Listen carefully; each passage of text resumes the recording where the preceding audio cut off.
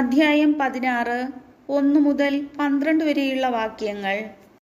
മന്നായും കാടപ്പക്ഷിയും.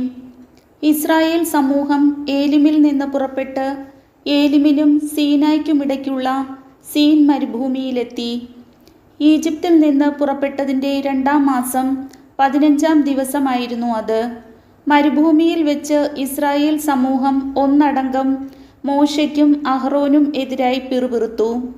ഇസ്രായേൽക്കാർ അവരോട് പറഞ്ഞു, ഈജിപ്തിൽ ഇറച്ചിപ്പാത്രത്തിനടുത്തിരുന്ന് തൃപ്തിയാവോളം അപ്പം തിന്നുകൊണ്ടിരുന്നപ്പോൾ കർത്താവിൻ്റെ കരത്താൽ കൊല്ലപ്പെട്ടിരുന്നുവെങ്കിൽ എത്ര നന്നായിരുന്നു. എന്നാൽ സമൂഹം മുഴുവനെയും പട്ടിണിയിട്ട് കൊല്ലാനായി ഞങ്ങളെ ഈ മരുഭൂമിയിലേക്ക് നിങ്ങൾ കൊണ്ടുവന്നിരിക്കുന്നു. കർത്താവ് മോശയോട് പറഞ്ഞു, ഞാൻ നിങ്ങൾക്കായി ആകാശത്തിൽ നിന്ന് അപ്പം വർഷിക്കും. ജനങ്ങൾ പുറത്തിറങ്ങി ഓരോ ദിവസത്തേക്കും ആവശ്യമുള്ളത് ശേഖരിക്കട്ടെ.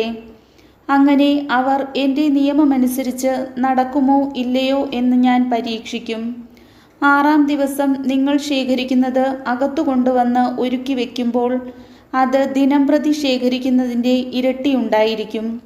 മോശയും അഹ്റോനും എല്ലാ ഇസ്രായേൽക്കാരോടുമായി പറഞ്ഞു, കർത്താവാണ് നിങ്ങളെ ഈജിപ്തിൽ നിന്ന് പുറത്തേക്ക് കൊണ്ടുവന്നതെന്ന് സന്ധ്യയാകുമ്പോൾ നിങ്ങൾ ഗ്രഹിക്കും.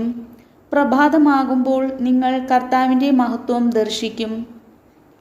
കാരണം തനിക്കെതിരായ നിങ്ങളുടെ പിറുപിറുപ്പുകൾ കർത്താവ് കേട്ടിരിക്കുന്നു.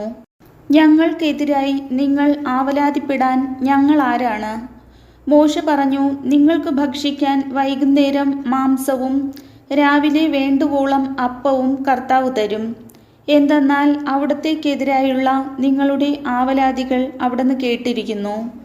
ഞങ്ങൾ ആരാണ്? നിങ്ങളുടെ ആവലാതികൾ ഞങ്ങൾക്കെതിരായിട്ടല്ല, കർത്താവിനെതിരായിട്ടാണ്. അനന്തരം മോശ അഹ്റോനോട് പറഞ്ഞു, ഇസ്രായേൽ സമൂഹത്തോട് പറയുക, നിങ്ങൾ കർത്താവിൻ്റെ സന്നിധിയിലേക്ക് അടുത്തു വരുവിൻ. എന്തെന്നാൽ കർത്താവ് നിങ്ങളുടെ ആവലാതികൾ കേട്ടിരിക്കുന്നു.